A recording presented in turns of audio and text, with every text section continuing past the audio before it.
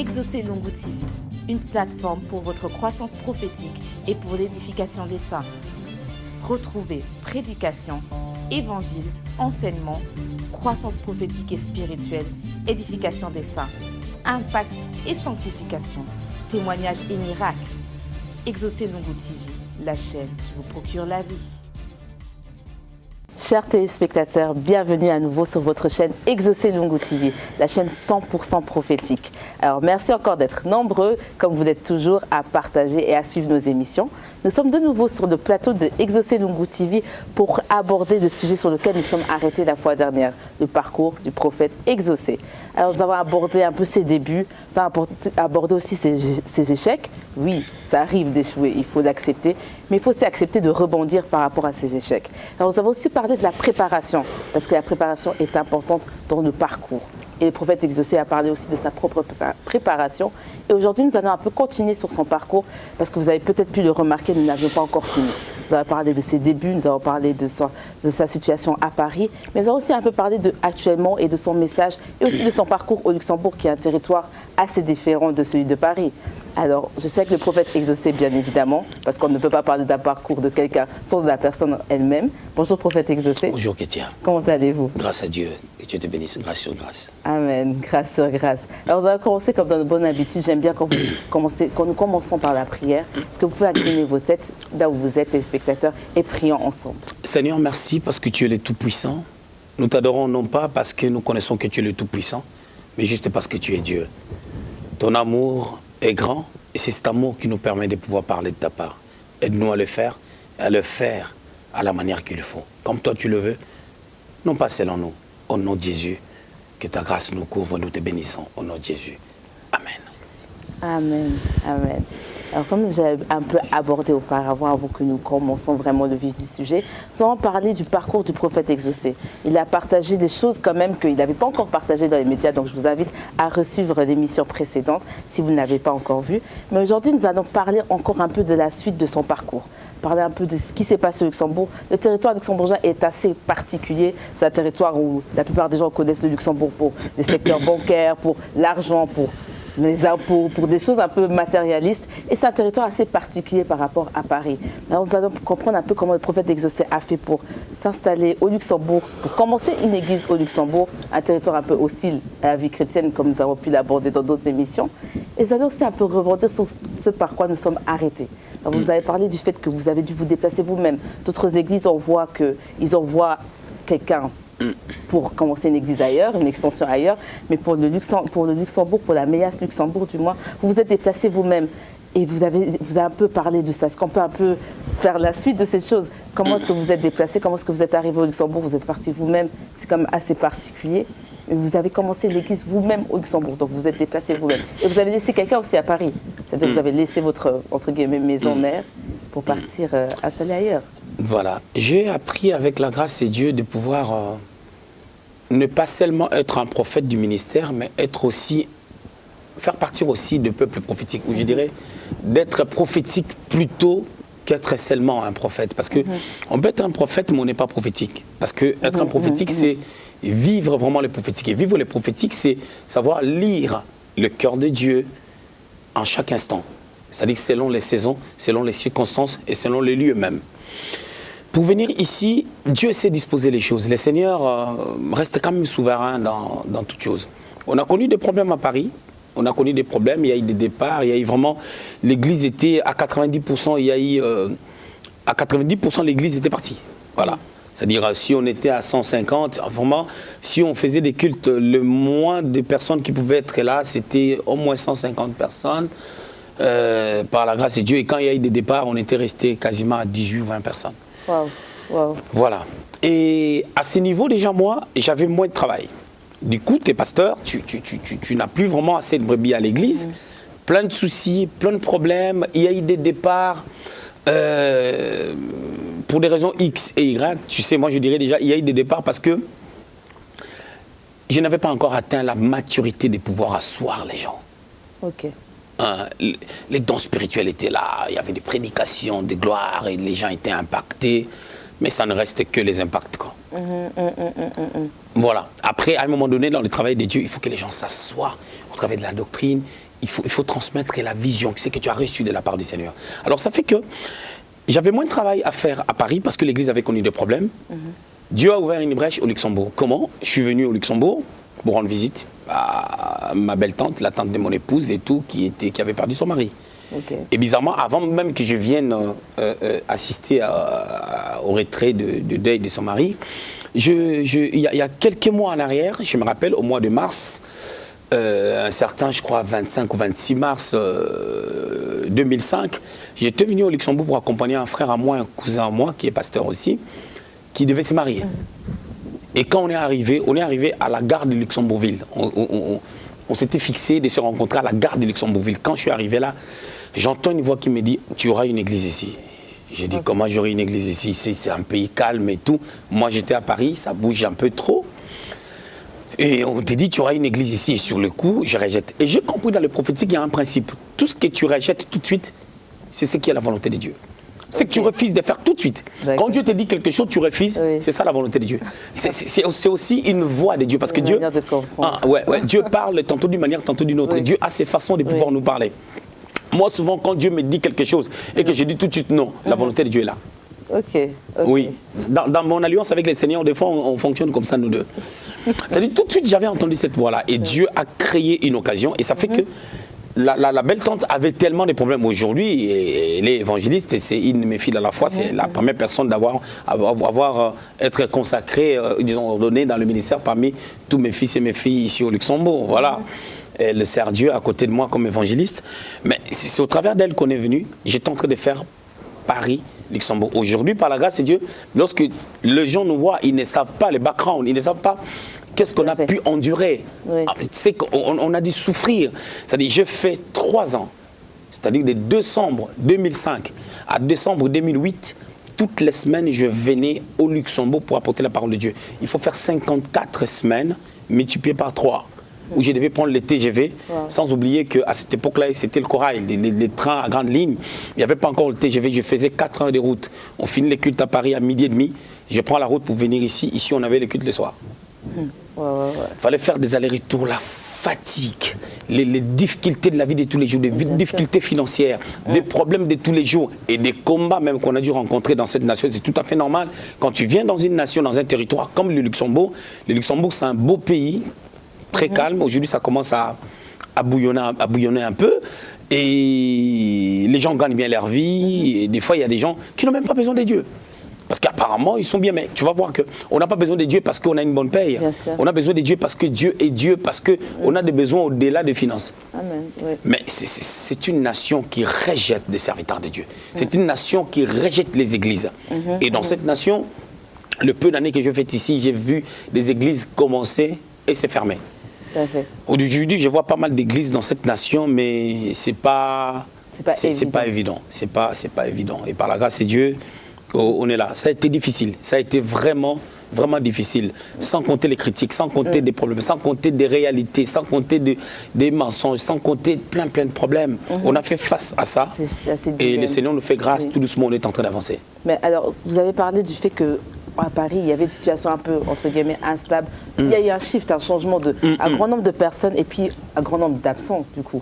Et vous êtes retrouvés à venir aussi au Luxembourg. Est-ce que c'était vers cette même période? Comment vous avez fait pour garder cette stabilité entre Paris et Luxembourg? Parce que c'est quand même 2 casquettes différentes. Comment est-ce que vous avez fait pour gérer ces Bizarrement, il y a quelque chose qui s'est passé quand j'étais à Paris, tellement que, tu sais, l'homme regarde ce qui frappe aux yeux. Dieu regarde le cœur.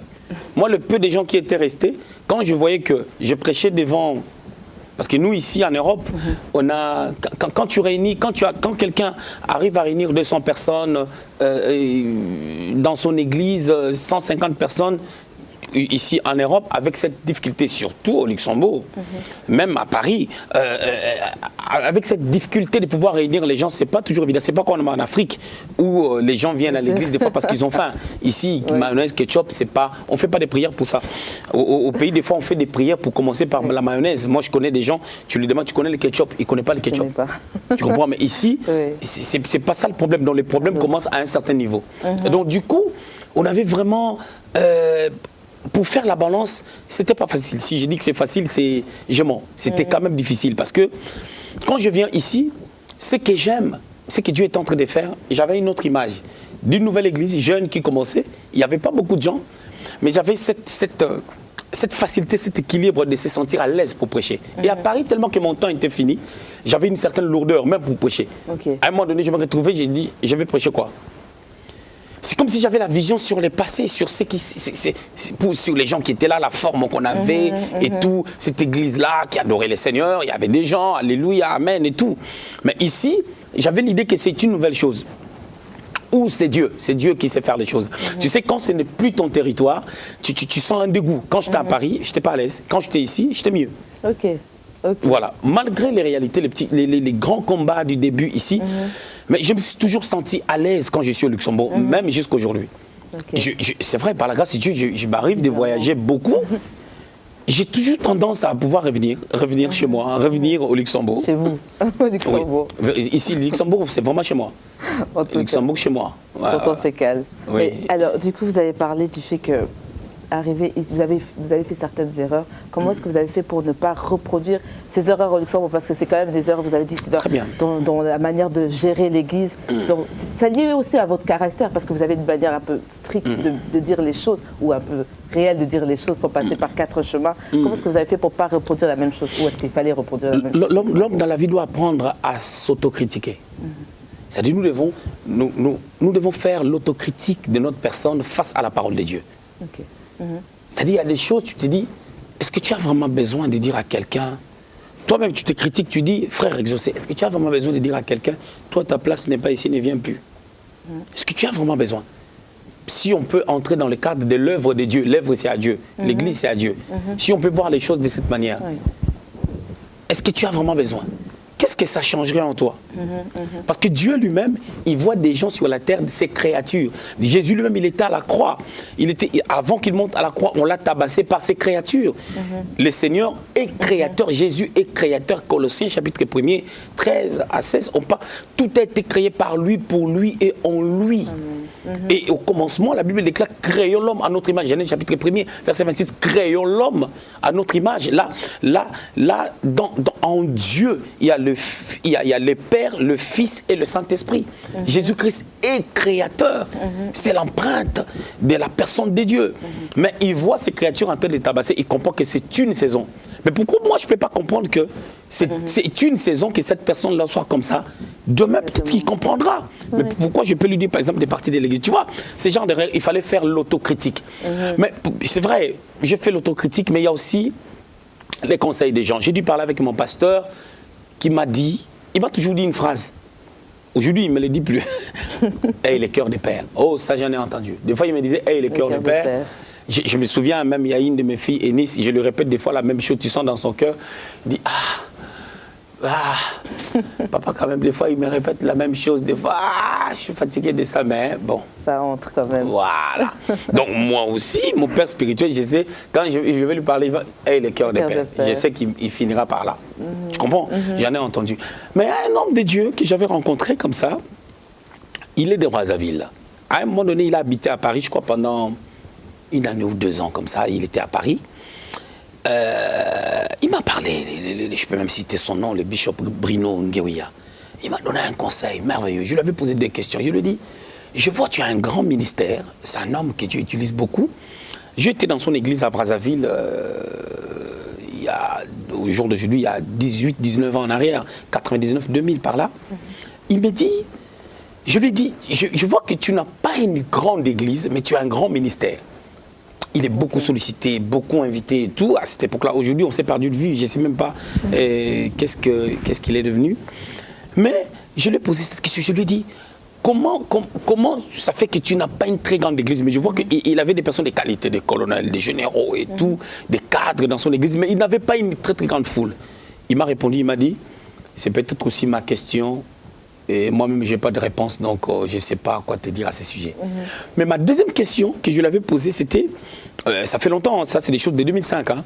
Je lui ai dit, sincèrement, avec tout ce qui m'est arrivé, je ne sais pas comment gérer maintenant les choses après. Il m'a dit, les gens qui partent, même s'ils sont à 1000, il y a peut-être 2 qui reviendront. D'autres ne reviendront jamais, mais ils te regarderont de loin. Quand ils te regarderont de loin, qu'ils ne trouvent pas la personne qu'ils avaient laissée, Ok. Oh, ça c'était fort. Ok. Mais si tu n'es pas équilibré, tu vas dire, ah, donc lui aussi, il s'associe à eux, il me critique. Non, son conseil était équilibré. En d'autres termes, il voulait me dire ceci. Quand on a raison, on n'a pas raison à 100%. Et quand on a tort, on n'en a pas peut-être, on n'a pas aussi à 100%. Il voulait seulement me dire, réfléchis. Certaines choses nous arrivent parce qu'on a aussi des erreurs. Donc, si tu fais l'introspection de ta vie, tu fais l'autocritique de ta vie, le Saint-Esprit t'aidera à pouvoir savoir ce que tu n'as pas bien fait. Et ça te permettra de pouvoir faire mieux. Et je ne suis pas en train de dire qu'au Luxembourg, nous faisons mieux ou nous sommes à la perfection. Non. On est en train... En fait, l'objectif, c'est de pouvoir s'efforcer à faire les choses selon Dieu. J'ai gardé toujours mon côté d'être franc, d'être sincère quand je dis quelque chose. Je ne pars pas par carte chemin, je dis la vérité telle qu'elle est. Mais au-delà de ça, il y a des tacts à pouvoir mettre en pratique pour équilibrer le travail de Dieu. C'est très important parce qu'on est prophète du ministère, on peut être apôtre, docteur, évangéliste du ministère, mais quand Dieu te permet de bâtir une église, c'est vraiment la bergerie, c'est vraiment la pastorale. Et on est obligé vraiment de s'accorder à cette grâce pastorale pour faire les choses d'une manière équilibrée. Amen. Alors, avant de continuer, nous allons passer à une petite page de pub. Restez connectés, chers internautes. Exaucé Lungu TV, your channel for your spiritual growth and for the building up of the saints. You will find learnings, teachings, prophetic messages, miracles and testimonies. Exaucé Lungu TV, the channel that provides you life. Chers internautes, nous sommes toujours avec le prophète Exaucé Guigui Lungu. Nous allons continuer à parler au sujet de son parcours qui est assez particulier, le parcours au Luxembourg, le parcours à Paris, et aussi sa préparation à lui que Dieu a fait d'une manière un peu particulière, en le préparant par des échecs. Je croyais que tu allais me dire, est-ce que je quitterai encore Luxembourg pour aller dans un autre pays? Petit à petit, on va y arriver, puis on ne veut pas blesser ceux du Luxembourg. On va aller tout doucement. Je ne quitterai pas. Mais peut-être que Dieu va vous demander d'aller ailleurs. Il m'a déjà donné les canevas, on dirait. Ah ouais? Bon, on va continuer. Tout à fait. Alors, vous avez parlé du cœur de père. Je me dis peut-être que certains internautes vont se poser la question, c'est quoi le cœur du père? Être un père? Est-ce qu'on peut avoir un cœur de père sans avoir des enfants? Ça veut dire quoi en fait, cœur de père exactement? Lorsque nous parlons de cœur de père, il y a plusieurs notions qui en découlent. Premièrement, lorsque nous parlons d'un père, nous parlons d'un source, nous parlons de celui qui engendre, celui qui engendre. Premièrement. Deuxièmement, celui qui commence un mouvement, celui qui commence quelque chose, comme on dit dans Genèse au chapitre 4, versets 20, 21, 22, il y a eu des gens qui ont commencé à habiter dans des tentes. On parle de Jubal, on parle de ceux-là qui ont commencé à jouer à la harpe, c'est-à-dire les investigateurs des instruments, où on doit chanter, mais poser la voix dans des instruments. Il y a toujours quelqu'un qui commence quelque chose. Il y a Jean-Baptiste qui a commencé un mouvement qui nous a amenés à Christ, préparer les chemins. Il y a toujours des gens qui commencent quelque chose.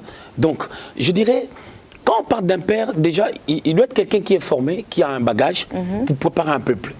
Il doit être une source, il doit être quelqu'un qui peut commencer quelque chose afin d'amener les gens à une certaine direction. Bien entendu, la direction des dieux. Ok. Et pourquoi on parle à ce moment-là du cœur? Et quand on parle du cœur, c'est un langage. C'est un langage, je dirais, c'est allégorique. C'est une manière de dire que, tu sais, le cœur, c'est le centre. Le cœur, selon moi, le cœur, c'est ce qu'on appelle communément l'âme. C'est le centre des sentiments, des émotions, et de la pensée. Et du coup, quand on parle du cœur de père, on est en train de parler de ce qu'est le cœur du père, ou ce que l'âme peut exprimer au travers des actes vis-à-vis des disciples, de fils et de filles spirituels, sur base, par contre, de ce qu'on a reçu et de ce qu'on est. Donc, ce qui veut dire, quand on parle du cœur de père, c'est-à-dire le père est équilibré. Regarde le portrait de père dans Psaume 23. L'Éternel est mon berger, je ne manquerai de rien. Je ne manquerai de rien parce que c'est une source. Il me fait reposer vers le vert pâturage. Il le prend soin. Il le prend soin parce qu'il est protecteur. Mais on dit, quand je marche dans la vallée de l'ombre de la mort, je ne crains aucun mal parce que sa houlette est... C'est-à-dire, lorsque je suis en train de faire la traversée, lorsque je suis en train d'être formé, dans mon apprentissage, dans mon parcours, il y a le haut et le bas, il est là. Sa houlette et son bâton. Le bâton, c'est pour taper. La houlette, c'est pour montrer la voie. Ce qui veut dire que le père doit être celui qui est équilibré. Mais pour qu'il soit équilibré, lui-même, il doit avoir des connaissances équilibrées qu'il a acquises avec excellence. Et s'il n'a pas ces niveaux, il ne peut pas être un père. Mais la manifestation du cœur de père, c'est un cursus, c'est un parcours, c'est tout un voyage. C'est tout un voyage et on devient une personne à manifester ces cœurs-là. C'est-à-dire une attitude à être équilibrée. Des fois, on peut être sévère et puis on peut aussi bercer. On peut aussi aller dans le sens du poil, on peut aussi être sévère. C'est ça les cœurs de père. Voilà, les cœurs de père, c'est pas tolérer tout. Et les cœurs de père, c'est pas aussi frapper. Oui. C'est vraiment être équilibré. Ok. Voilà, et vraiment pour atteindre une certaine maturité, il y a des échecs. Hein.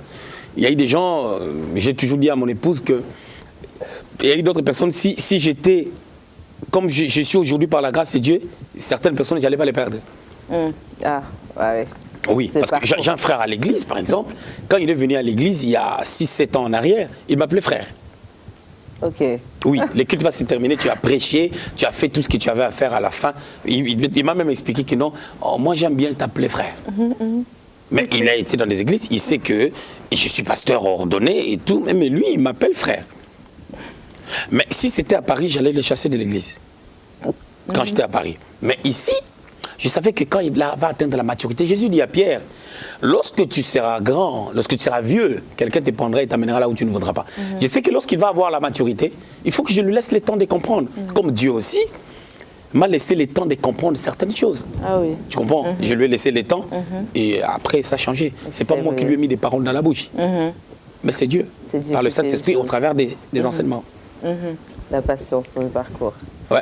Alors, vous avez parlé de la situation un peu du Luxembourg qui était assez particulière. Il n'y avait pas beaucoup d'églises, c'était un territoire assez calme. Les gens, entre guillemets, sans pour autant, il ne faut pas mal comprendre le texte, on dit que les gens n'avaient pas forcément besoin de Dieu par rapport à l'aspect financier.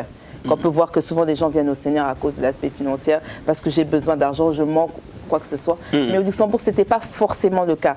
Après avoir fait cette étude, qu'est-ce que vous avez fait? Comment est-ce que vous avez adapté votre vision? Vous avez changé la vision de la MEAS? Bon, déjà, c'est qu'on parle, si on parle de l'aspect financier, pardon, ici au Luxembourg, c'est juste un détail. Oui. Mais la réalité est que, la vérité est que, Luxembourg, c'est une forteresse. Luxembourg fait partie c'est une ancienne colonie romaine, si je peux dire ça comme ça. C'est une forteresse, c'est une ancienne forteresse romaine. Et lorsque nous parlons de la Rome, nous parlons de Babylone. Il y a des forces, il y a des puissances qui retiennent cette nation. Il faut savoir, au Luxembourg, j'ai lu dans l'histoire du Luxembourg, à 2009, on avait 150 banques. C'est assez particulier quand même pour une petite nation qui a à peine 700 000 habitants ou 680 000 habitants.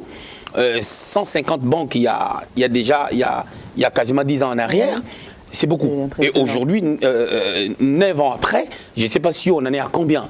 Sur Internet, j'avais vu 150 banques. Déjà, lorsqu'on parle de banques, on parle d'un pouvoir. Parce que l'argent, c'est un pouvoir. L'argent, c'est une puissance. Oui. Et déjà, à cette dimension, nous voyons combien les gens sont accablés par ces dieux qu'on appelle Mammon, le dieu des richesses. Et ce dieu-là est contre le véritable Dieu. Alors, du coup, l'évangile, pour que l'évangile perce, ce n'est pas évident. Tout à fait. C'est pas évident. C'est pas évident parce que il y a des forces qui doivent tomber. Et quand on parle d'argent, on parle d'un pouvoir. Quand on parle du pouvoir, on parle aussi de l'orgueil. La Bible prend même l'exemple de parler de domination des principautés. C'est-à-dire, on parle de force, on parle de pouvoir qui retiennent les gens. Et tu verras que le système maintenant de la nation est régi par le background même de la nation. La force de la nation, la puissance de la nation. Luxembourg n'a pas connu la crise économique juste parce que il y a des arriérés au Luxembourg. Il y a cette force-là qui amène les gens à être orgueilleux face à Dieu. Et vous savez, les gens croient que l'orgueil se manifeste extérieurement, mais l'orgueil, déjà, c'est un état d'esprit. C'est un état d'esprit qui amène les gens à être inconscients même des réalités divines. Voilà. Les premières difficultés, déjà, sur les plans spirituels, c'est ça. Et puis après, tout ce qui est spirituel engendre le fait palpable. Et sur les plans palpables, maintenant, tu vois des barrières d'une manière ou d'une autre. Par la présence des gens dans les églises, par le comportement des gens au sein des églises, par les affrontements qu'on peut avoir avec l'État, les autorités, les incompréhensions, les mensonges, les choses qui ne tiennent pas la route. Toutes ces choses-là font partie des batailles rudes par rapport à l'œuvre de Dieu. Vous avez parlé des batailles, vous parlez de batailles. Est-ce que vous avez peut-être un petit exemple, on ne va pas s'attarder dessus, mais quelle a été une de vos plus grandes batailles ici au Luxembourg? Bon, une plus grande bataille, déjà, je suis venu dans cette nation, la personne qui m'a reçu, c'était la tante de mon épouse, c'était une femme.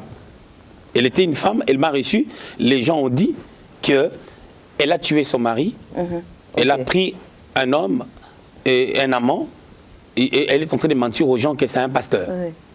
J'avais mon alliance, j'étais marié, on disait non, l'alliance là, il le met pour donner une certaine impression. D'ailleurs, la femme qu'il a reçue n'a jamais eu de nièce, pendant que ma belle tante, elle a plein de nièces. La première, c'est ma femme qui a plein de petites sœurs et des petits frères. Donc, tu comprends un peu? Ça, c'est la plus grande bataille. C'est la plus grande bataille. Tout a commencé là.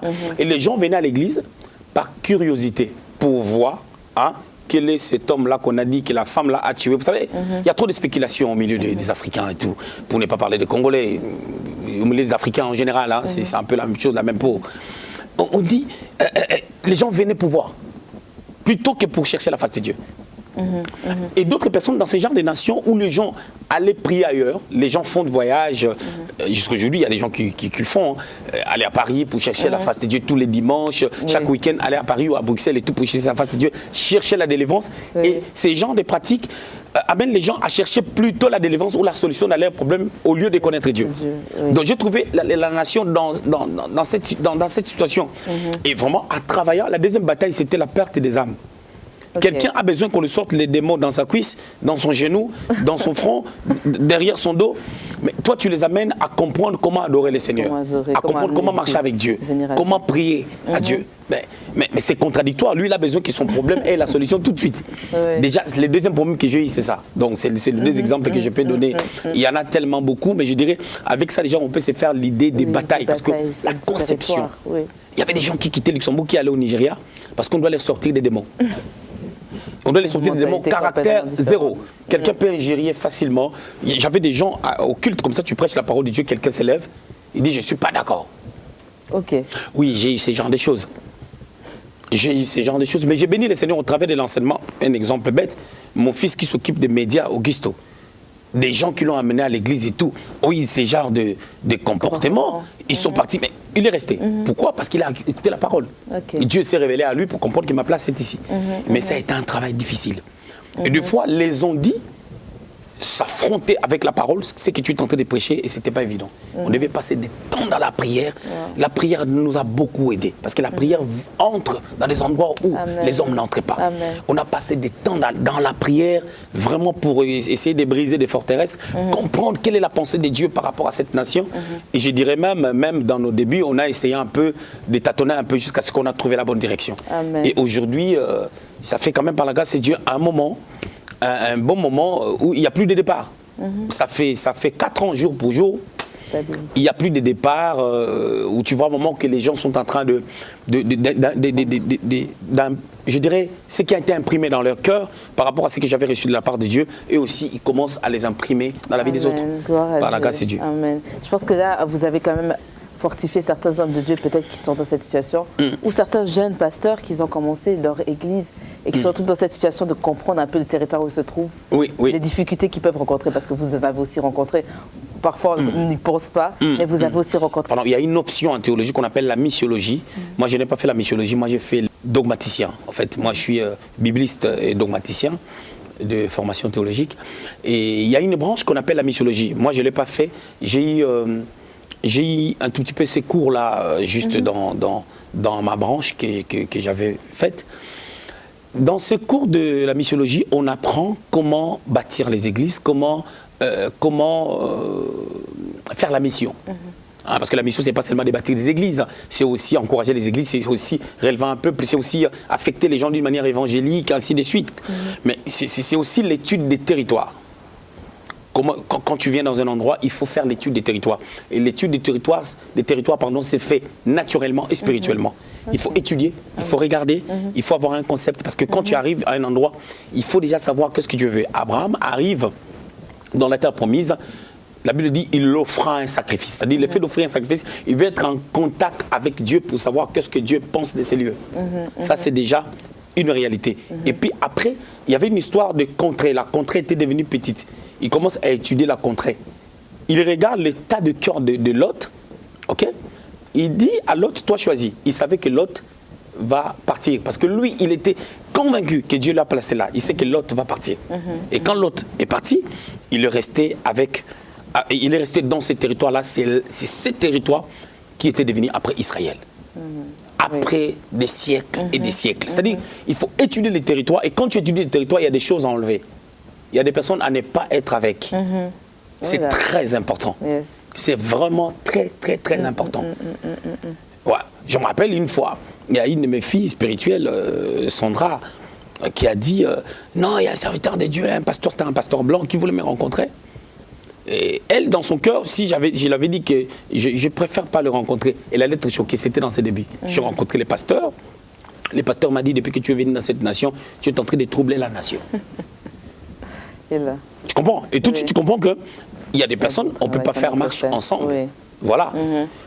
Tout le monde peut être avec Dieu. Tout le monde peut avoir les richesses, comme le cas de Lot. Il avait aussi des richesses après.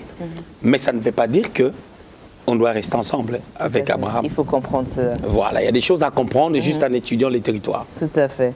Et je pense même que vous avez abordé dans comment relever un peuple prophétique, parmi les choses que l'homme à nous de deux doit faire pour comment relever un peuple prophétique. Vous avez parlé de cette analyse du territoire. Alors je vous invite, internautes, à aller voir cette émission aussi. Si vous n'avez pas Déjà, quand on fait l'analyse du territoire, en fait, en réalité, on est en train d'analyser les peuples, la conception du peuple, la danse du peuple, la culture même, la culture du peuple. Tu sais, dans la dimension, lorsqu'on vient implanter une église, parce que moi je suis venu pour implanter l'église, la vision est prophétique, mais la manière à la mettre en pratique, il faut toucher quand même, il faut avoir quand même une touche apostolique. Pour savoir, quand on étudie les peuples, on fait comme, tu vois, dans Jérémie chapitre 1er au verset 10, Dieu appelle Jérémie pour abattre, pour détruire. Donc avant déjà de planter, avant de faire quoi que ce soit, il fallait déjà abattre, il faut démolir. Mais pour démolir, ce n'est pas des actions de combat spirituel où on amène les gens dans des séries de prières, non. C'est l'enseignement qui démolit les mentalités.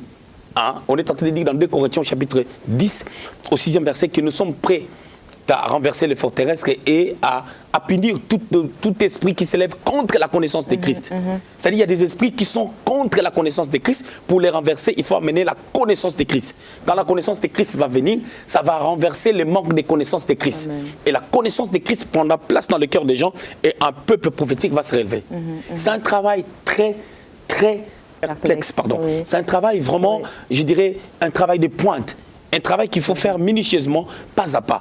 Yes. Par la grâce de Dieu, on n'est pas pressé. Notre objectif, ce n'est pas une très très grande foule. Notre objectif, c'est un peuple, parce que Dieu peut sauver au travers d'un petit peuple. Amen. Notre objectif, c'est d'avoir un peuple prophétique, un peuple de qualité, un peuple qui marche avec Dieu, un peuple qui sait demander pardon, un peuple qui sait comprendre ce que Dieu veut, un peuple qui peut s'humilier, un peuple qui peut s'autocritiquer et reconnaître ses mauvaises voies pour aller vers les bons chemins. Amen. Alors là, nous arrivons à la fin de notre émission. Alors, je voudrais juste pour terminer, est-ce que vous allez rester au Luxembourg? Est-ce que Dieu vous a déjà un peu chuchoté du fait que vous allez bouger, ou est-ce que vous êtes toujours au Luxembourg? Moi, je crois que par rapport à la mission que j'ai à accomplir dans cette nation, qui n'est qu'au début, je suis là. Okay. Par la grâce de Dieu, je me déplace toujours pour apporter la parole de Dieu, encourager. Et je crois, selon la vision que le Seigneur nous a donnée, mais il y en aura encore. Aujourd'hui, il y en a 2. Mais il y en aura à Bruxelles, pour les gens de Bruxelles. Moi, je vous promets, je vous dis qu'il y aura MEAS de l'autre côté. Il y aura MEAS à Bruxelles, il y aura MEAS en Suisse. Il y aura MEAS un peu partout, autant du Seigneur. Mais je dirais que ça, c'est la base.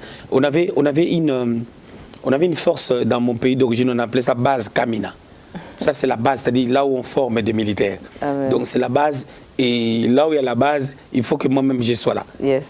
Comme moi-même, je suis prisonnier du Seigneur. Donc, je suis là. Je suis là. Dans cette maison, le travail n'est qu'au début. Okay. Je suis là. Je ne vais pas faire mes bagages pour aller ailleurs. Je suis là parce que le travail est énorme. Oui. Dans de grandes nations, nous avons des hommes de Dieu qui ont déjà fait des travaux de qualité, vraiment, qui ont fait des choses, pas mal de choses, en France, en Angleterre, aux États-Unis, mais au Luxembourg. Vraiment, nous voulons faire partie des personnes qui vont amener les réveils dans cette nation. Le travail, il y a encore du boulot ici. Yes. On est là. On est là. Alors, chers internautes, avant de clôturer, j'aimerais quand même préciser quelque chose. Nous avons un grand événement qui va arriver à la MEAS Luxembourg. N'est-ce pas, prophète exaucé? Bien entendu. La puissance de la destinée, c'est bien cela. Du 5 au 8 avril. C'est une conférence apostolique et prophétique. Nous aurons des éminents serviteurs de Dieu qui viendront de part et d'autre. On va parler de la puissance de la destinée. Un homme merveilleux. Nous aurons l'apôtre Martin Ndongala de l'Allemagne. C'est un professeur des écoles théologiques et tout, il va nous parler de la part de Dieu. Nous aurons l'apôtre Alidor, voilà, lui c'est de tous les temps. C'est vraiment, il est venu ici, je ne sais pas, 20 fois pour apporter la parole de Dieu. Nous aurons l'apôtre Alidor, l'homme des fondements, nous aurons l'apôtre Kinde, un bulldozer, quelqu'un qui a beaucoup d'expérience dans ses travaux, et nous aurons le docteur Désiré Mbayo, l'israéologue, qui va nous parler de la part de Dieu. Et le docteur Désiré, je l'ai appelé comme un prophète. Il a une très bonne touche prophétique, il va nous faire beaucoup du bien. Et nous invitons les gens à pouvoir à participer à ces programmes merveilleux. Un programme vraiment à caractère apostolique et prophétique. Dieu va nous faire beaucoup du bien. Amen. Nous serons là, nous tous, pour écouter, pour être édifiés et aussi pour être bénis. Amen. Alors c'est du 5 au 8 avril. Notez cela dans vos agendas. Préparez déjà vos billets. Nous avons la place. Il y a la place à la MEAS Luxembourg. Venez et écoutons la parole. Merci beaucoup, prophète exaucé. Merci à toi aussi. Merci d'avoir partagé ce parcours qui est très particulier. Et je suis certaine que non seulement les enfants de Dieu qui viennent à l'église, ceux qui écoutent la parole ont été bénis, mais aussi ceux qui sont à l'œuvre dans le ministère sont bénis. Ceux qui ont commencé leurs églises, ceux qui rencontrent des difficultés pourront comprendre que même ceux qui sont déjà arrivés ou ceux qui sont déjà avancés dans le ministère ont connu des difficultés, donc c'est normal. Apprenons, la préparation est là. Exaucez Lungu TV, votre chaîne 100% prophétique. Je vous attends à la prochaine émission. Restez connectés. Que Dieu vous bénisse.